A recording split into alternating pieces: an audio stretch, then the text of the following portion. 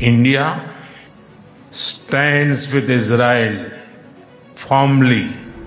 India stands with Israel, क्या वाकई?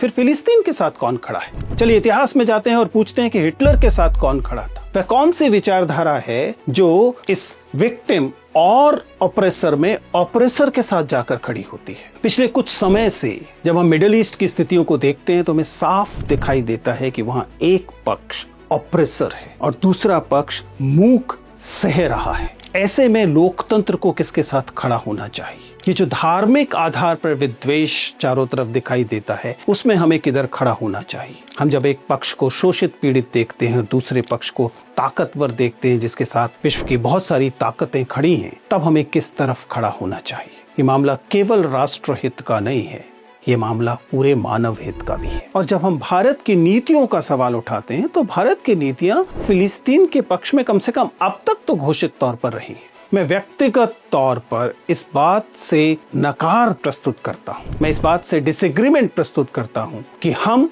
अपने आप को इस तमाम अत्याचारों के बीच इजराइल के साथ खड़ा होता हुआ दिखाएं। हमें शायद शांति के साथ खड़ा होना चाहिए।